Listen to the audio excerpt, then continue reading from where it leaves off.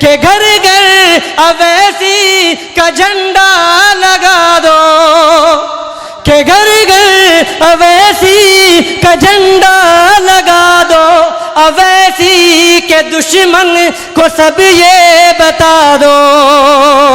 बोलेंगे तेरी, अरे बोलेंगे तेरी, बोलेंगे तेरी छाती पे चढ़कर, बोलेंगे तेरी छाती पे चढ़कर, डरेगा किसी से यहाँ पे ना अख्तर, बता दो ज़माने। इल्जाम है कि बहुत से लोगों को उन्होंने मुकर्रिर बना दिया है। नहीं, तकरीर तो नहीं करूंगा, लेकिन अख्तरुल ईमान साहब को लोग डराते हैं, लेकिन इंशाअल्लाह अख्तरुल ईमान एक ऐसा नेता है कि उसको कोई भी डरा नहीं सकता। इंशाअल्लाह मैं यहीं से पढ़ता हूं, तालियों के साथ इस्तकबाल कीजिए। कि सभी को बता दो, सभी को बता दो यही बात खुलकर, सभी को बता दो, सभी को बता दो यही बात खुलकर, डरेगा किसी से यहाँ पे ना अख्तर, सभी को बता दो यही बात खुलकर, बोले डरेगा किसी से यहाँ पे ना अख्तर, कि घर घर अवैसी का झंडा लगा दो, कि घर घर अवैसी का झंडा लगा दो, अवैसी के दुश्मन को सब ये बता दो। बोलेंगे तेरी, अरे बोलेंगे तेरी, बोलेंगे तेरी छाती पे चढ़कर, बोलेंगे तेरी छाती पे चढ़कर, डरेगा किसी से यहाँ पे ना अख्तर, बता दो ज़माने को ये बात खुलकर, बता दो ज़माने को ये बात खुलकर, हम हैं अवैसी के दीवाने दिलबर। कोशिश यही दे रहा है सदा सारा गुलशन, यही दे रहा है सदा सारा गुलशन, जो बेचे यहाँ पे अदावत का चूरन, मारो उसे। जो हिंदू मुस्लिम के नाम पर जो है लड़ाना चाहते हैं और इमाम पार्टी को बदनाम करते हैं कि ये सिर्फ मुसलमानों की बात करती है, मेरे दोस्तों ये मुसलमान हिंदू सबकी बात करती है। मैं उनसे कहना चाहता हूं कि यही दे रहा है सदा सारा गुलशन, जो बेचे यहाँ पे अदावत का चूरन, मारो उसे, मारो उसे अपने पाँव से ठोकर।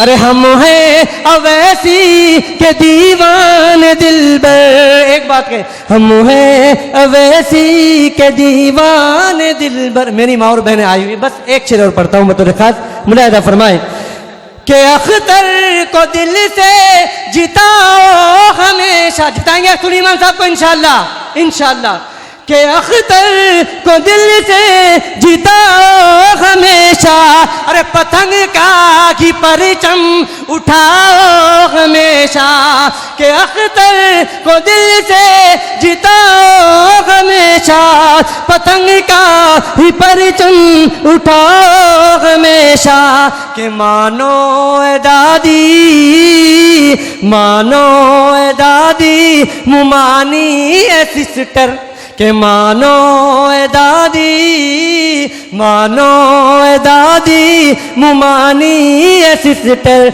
डरेगा किसी से यहाँ पे ना अख्तर, बता दो ज़माने को ये बात खुलकर, हम हैं अवैसी के दीवाने दिलबर। इमाम पार्टी जिंदाबाद, जनाब अख्तरुल ईमान साहब जिंदाबाद, जनाब मसदुद्दीन अवैसी साहब जिंदाबाद, अमर हफनिया की जिंदा जिंदाबाद। अस्सलाम वालेकुम। बहुत बहुत शुक्रिया। ये थे जनाब मौलाना नुसरतुल बारी साहब। अब आइए बिला किसी ताखीर के खालिक साहब जो शेरशाबादी से ताल्लुक़ रखते हैं। वाकई अख्तरुल ईमान साहब का बहुत बहुत शुक्रिया, आपने बिरादरीवाद की सड़ी लाश को दफन करने का काम किया, इसके लिए आपको बहुत बहुत मुबारक। जनाब खालिक साहब जो शेरशाबादी से ताल्लुक़ रखते हैं, आपका। अस्सलाम वालेकुम, हिंदू भाई को राम राम। हम शेरशाबादी से ताल्लुक़ रखता हूँ, मेरा चंदवार पंचायत घर है।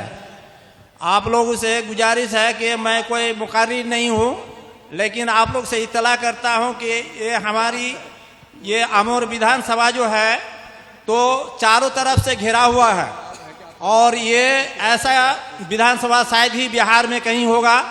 लेकिन बिहार की जो हमारे यहाँ का ये विधानसभा है, इस विधानसभा में पूरे के पूरा नदी से ग्रस्त है, लेकिन कोई ऐसा हमारा नुमाइंदा आज तक चुन के नहीं आया कि इस विधानसभा का कोई भी माने इसका जो ये दुर्दशा और ऐसी फटहाली है, इसका कोई माने इसका ये उठाए, बोझ उठाए। इसलिए आज हमारे पूर्व जो माने हमारे मस्तान साहब थे, तो मस्तान साहब भी उसको अल्लाह ताला के तरफ से उसको मंत्री बनाने का भी माने मौका मिला, और वो मंत्री बनने के बावजूद भी हमारे इलाके के लिए कोई सोचा नहीं। तो सिर्फ विधायक इसलिए नहीं बनाया जाता है कि जना हमारा इलाका हमारा बिरादर बन जाए। हम बनाना चाहता हूँ उस आदमी को जो हमारे पूरे विधानसभा की आवाज़ को बुलंद करे और लड़के वहाँ से लाए, और ये जो हमारी ये फटहाली बदहाली हमारे इलाका का है तो वो उसको पूरा करे। इसलिए विकास के लिए आज देखिए जो हमारे इस इलाके के आज हमारे इस इलाका का, हम 2 मिनट में ख़त्म, 1 मिनट में ख़त्म, हमारे इस इलाका का आज देखिए जो पुल पुलैया इतना दिन से कहीं नहीं बन रहा था या बना नहीं है, जो भी बना तो वैसा दोनों तरफ कटा हुआ रहता था, बीच में पुल। तो आज हमारे अख्तर साहब जो आए हुए हैं तो इसके लिए वो सोचते हैं शायद जो मैंने 12 घंटा रात होता है तो शायद 3 घंटा सोते हैं, 9 घंटा उसके बारे ही सोचते हैं। इसलिए आप लोग से हमारी गुजारिश है कि आप लोग पुरजोर इस इलाका के बने ऐसा वोट दे कि जो हमारे बिहार में उसकी रिकॉर्ड बने, और मैंने वैसा बना के नुमाइंदा भेजे, और हमारे अख्तर साहब भी हमारे लिए बने। इनकलाब जिंदाबाद, ओवैसी साहब जिंदाबाद, अख्तरुल इमाम जिंदाबाद, पतंग साहब जिंदाबाद। अस्सलाम वालेकुम। अब आइए हजरात, बिला किसी ताखीर के एक शोएब साहब हैं जो बहुत देर तक बहरहाल वो इंतज़ार कर रहे हैं, और 12 ईदगाह जो कुलैया बिरादरी की आबादी है, जाहिर है आज मुख्तलिफ़ किस्म के इस गुलदस्तान में, इस गुलसिता में मुख्तलिफ़ किस्म के फूल हैं। यही खूबसूरत अख्तरुल ईमान की है, हर चाहे वो जूही हो, चंबेली हो, हर तरह के फूल को इकट्ठा करने का काम अख्तरुल ईमान ने किया है, और इसके लिए उन्हें मुबारकबाद। जनाब शोएब साहब माइक पर 12 ईदगाह। अस्सलाम वालेकुम, मेरा नाम अफसार अहमद है, नाम बताने में गलती हो गई थी। मैं 12 ईदगाह से आया हूँ। मैं आपके सामने सिर्फ 3 बातें रखूँगा क्योंकि वक्त की कमी है। आप लोगों को सिर्फ एक बात बताना चाहता हूँ कि ये बिरादरी की जो लड़ाई है वो कुलैया हो, सुरजापुरी हो, ये कुलैया और सुरजापुरी की लड़ाई को अमौर विधानसभा की पटल पे जब अख्तरुल ईमान साहब अमौर विधानसभा की बात करते हैं तो वहाँ कुलैया और सुरजापुरी की बात नहीं होती है, बल्कि अमौर की बात होती है। और आपके लिए फ़ख्र की बात है कि अमौर विधानसभा में एक ऐसे शख्स जब से इलेक्शन जीता है तब से लेकर आज तक अमौर विधानसभा का जब भी सदन हुआ, हाउस हुआ, कोई ऐसा दिन नहीं गुजरा होगा जिस दिन अमौर विधानसभा की गलियों का शोर नीतीश कुमार के कानों में नहीं गूंजा होगा, और ऐसा कोई दिन नहीं गुजरा होगा जिस दिन वो उस बदहाली को नहीं बताया होगा। आप लोगों को ये जान करके हैरत होगी कि नीतीश कुमार ने अख्तरुल ईमान साहब से कहा कि आप तो ऐसा बता रहे हैं कि जैसे मैंने अमौर में कुछ हुआ ही नहीं है। आपने कहा कि रिकॉर्ड उठा करके देख लीजिए कि अमौर विधानसभा के पटल से कितनी आवाज़ें, कितने बार सवालात हुए हैं, अमौर विधानसभा की बदहाली को कितनी बार उठाया गया है। आपके लिए फ़ख्र की बात होनी चाहिए कि आज आपके अमौर विधानसभा में चौपाल लगाया जाता है, न्यूज़ एंकर सब आते हैं। यह अमौर विधानसभा की खुशकिस्मती की बात है। और आपको ये बात जानकर हैरत होगी कि लोग कभी कहा करते थे कि हॉट सीट, आज अमौर विधानसभा आपका हॉट सीट बना हुआ है। इसलिए आप सभी लोगों से मेरी गुजारिश है कि आप ऐसे नेताओं को चुनें जिनके आवाज में ताकत हो, जो अपनी आवाज अपनी ताकत से अपने क्षेत्र के बदहाली को जो दूर करने का काम कर रहा हो, उसका नाम अख्तरुल ईमान है। 5 साल 3 साल का वक्त मिला, उन्होंने जो किया है वो काबिल तारीफ है। और अगर हम लोग इसी तरीके से जोशो खरोश के साथ 2020 का जो इलेक्शन हुआ है उससे कहीं ज़्यादा मेहनत करके अख्तरुल ईमान को अगर विधानसभा भेजने का काम करेंगे तो इंशाअल्लाह अमौर विधानसभा की तस्वीर बदल जाएगी। इसी के साथ मैं अपनी बातों को ख़त्म करता हूँ। अस्सलाम आदाब। आइए बिला किसी ताखीर के मैं मास्टर कौनैन साहब को पहले दावत दूंगा, फिर उसके बाद मेरे पास एक लिस्ट है। मास्टर कौनैन अंजुम हर कोई जान रहा है, तालबाड़ी पंचायत के हैं, वहाँ एक स्कूल भी चलाते हैं, MIM के लिए बहुत मजीम बहुत मजबूत सिपाही भी माने जाते हैं। मास्टर कौनैन अंजुम। जाग चुके हैं दीवाने, दुनिया को जगा के दम लेंगे, जीना है तो इज्जत से जी लेंगे वरना जामे शहादत पी लेंगे।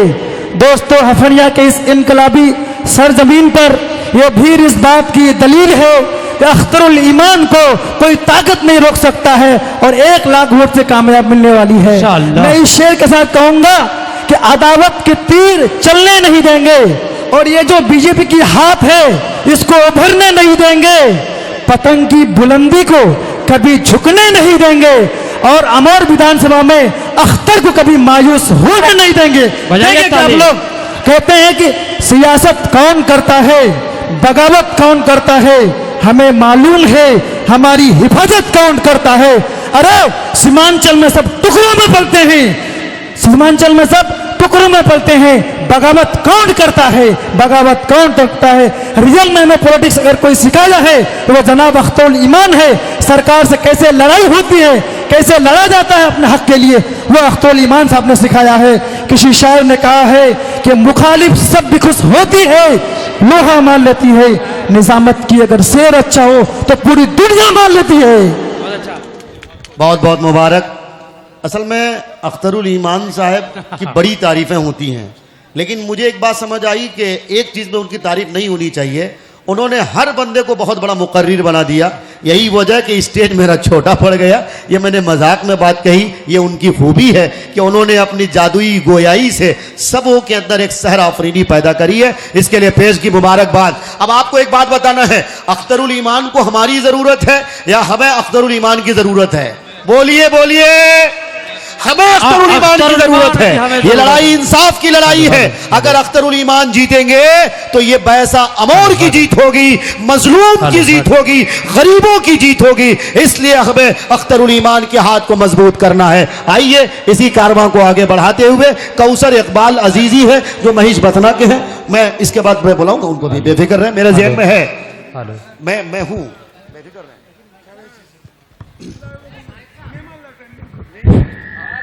अस्सलामु अलैकुम वरहमतुल्लाहि वबरकातुहू। शहनशीन पर तशरीफ़ फरमा बिहार रियासती सदर जनाब अख्तरुल ईमान साहब और उन्हीं के शाना बशाना AIM general secretary Uttar Pradesh Salman भाई और पंडाल पर और स्टेज पर सभी AIM के कारकुनान, आप लोगों के सामने बस 2-3 अशार पढ़ के रुखसत हो जाऊंगा कि न समझोगे तो मिट जाओगे ऐ सीमांचल वालो, न समझोगे तो मिट जाओगे ऐ सीमांचल वालो, तुम्हारी बदहालियों के किस्से रहेंगे हर जबानों में। मेरे दोस्तों, आज से 20 साल पहले इलेक्शन हुआ करता था। आजादी के बाद से अब तक हिंदुस्तान में, आजादी के बाद से अब तक हिंदुस्तान में इलेक्शन होते रहे हैं और होना भी चाहिए, लेकिन अब तक हमने जो वोट किया था बीजेपी को हराने के नाम पर वोट किया था, लेकिन अब जो हमें वोट करना है अपने क़यादत को मजबूत करने के नाम पर वोट करना है। अब जो हमें वोट करना है जनाब अख्तरुल ईमान साहब के हाथों को मजबूत करने के नाम पर वोट करना है। हमें बीजेपी का विरोध करे या न करे, लेकिन उन सेक्युलर पार्टियों का जरूर विरोध करना है जिन्होंने हमारे वोटों के सहारे पटना की गद्दी में तो बैठा लेकिन सीमांचल के लिए कोई डेवलपमेंट, कोई फंड रिलीज नहीं किया। यही वजह है कि हमारे सीमांचल के नौजवान से लेकर के एक व्यक्ति तक सीमांचल से प्लान करने पर मजबूर होते हैं। क्या हमारी बदहालियां उनके कानों तक, उनकी नजरों तक नहीं गुजरती थी? क्या हमारे वोटों के सहारे सिर्फ वो मलाई खाना चाहते थे, लेकिन हमारी बदहालियों को उन्होंने नजरअंदाज किया? अब वक्त आ चुका है अपनी क़यादत को मजबूत करने के लिए, अपनी पार्टी को मजबूत करने के लिए। हम अगर मजबूत करेंगे तो अख्तरुल ईमान साहब के हाथों को मजबूत करेंगे, बैरिस्टर असदुद्दीन ओवैसी साहब के हाथों को मजबूत करेंगे, और हम उन सभी हाथों को मजबूत करेंगे जो हमारे इंसाफ के लिए, जो हमारे हुकूक के लिए, जो हमारे अधिकार के लिए बात करें। बस इन्हीं चंद बातों पर अपनी बातों से रुखसत होता हूं, यह कह करके कि ये इनकलाब जिंदाबाद, इनकलाब जिंदाबाद, सीमांचल जिंदाबाद, सीमांचल की जनता जिंदाबाद, अमौर विधानसभा की जनता जिंदाबाद, बिहार की जनता जिंदाबाद, अख्तरुल ईमान साहब जिंदाबाद, बैरिस्टर असदुद्दीन ओवैसी साहब जिंदाबाद, मजलिस इत्तेहादुल मुस्लिमीन जिंदाबाद, इनकलाब।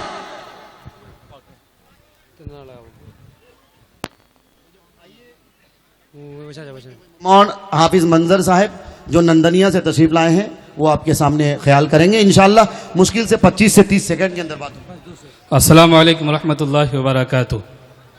कि सरफरोशी की तमन्ना अब हमारे दिल में है, कि सरफरोशी की तमन्ना अब हमारे दिल में है, देखना है जोर कितना इन बाजुए कातिल में है। मैं 2 मिसरे पढ़ के अपनी जगह लूंगा क्योंकि समय की किल्लत है। पढ़ता हूँ, सीधे सीधे समात फरमाएं कि कौन है वो, कौन है वो, कौन है मुशफिक मेरा, कि कौन है वो, कौन है वो, कौन है मुशफिक मेरा, दुख में सुख में साथ रहे जो, ऐसा नेता हमें मिला। 35 साल की गलतियों ने हम सबको ये बतला दिया, क्या अच्छा है और सच्चा है ये, फिर यही अख्तर मिला। ताली बजाइए। कि अच्छा है और सच्चा है ये, फिर यही अख्तर मिला।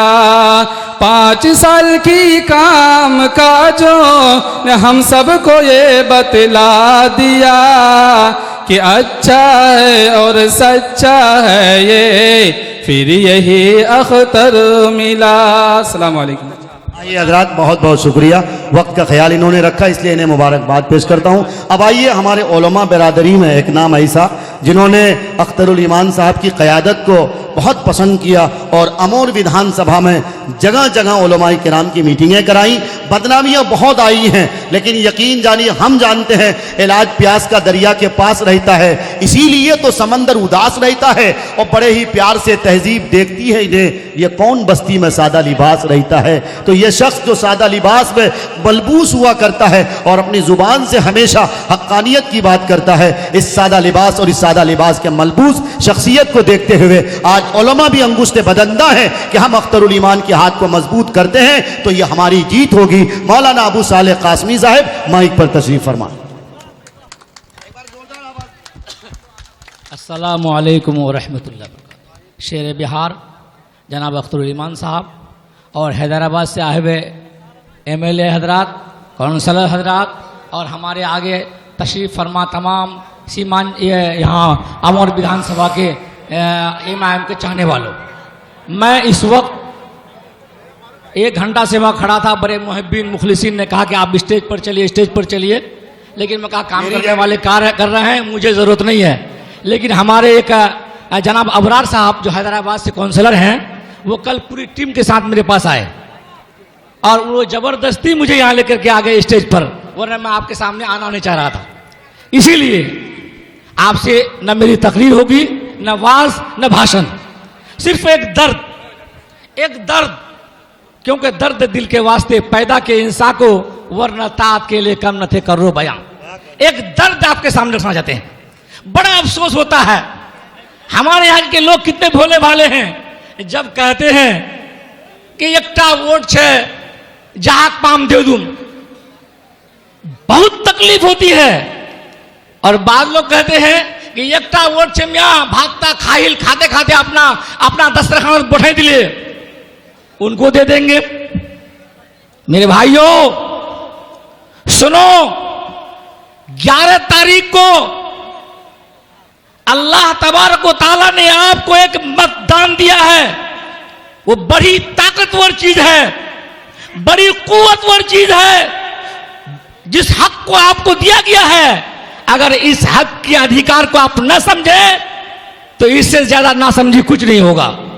इसलिए मैं कहना चाहता हूं, मैं पहले ही कहा कि आप आज रात को इस भाषण से, इस सभा से जाने के बाद जब सो जाएंगे, सो के सोचिएगा, गौर कीजिएगा, अल्लाह ने हमें ये ताकत दी है, ये कुव्वत दी है, इसका इस्तेमाल किधर होगा,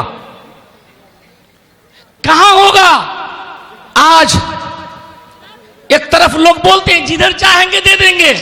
क्या ये ताकत अल्लाह ने जो हमें दिया है, क्या उस मस्जिद तोड़ने वाले को, दीन के मिटाने वाले को, अभी वक्फ के सिलसिले में उलमा किराम ने बड़ी कुर्बानियां दी, विधायक जी मेरे साथ रहे, मैंने बड़ी बड़ी रैलियां निकाला इस वक्फ के कानून के खिलाफ में।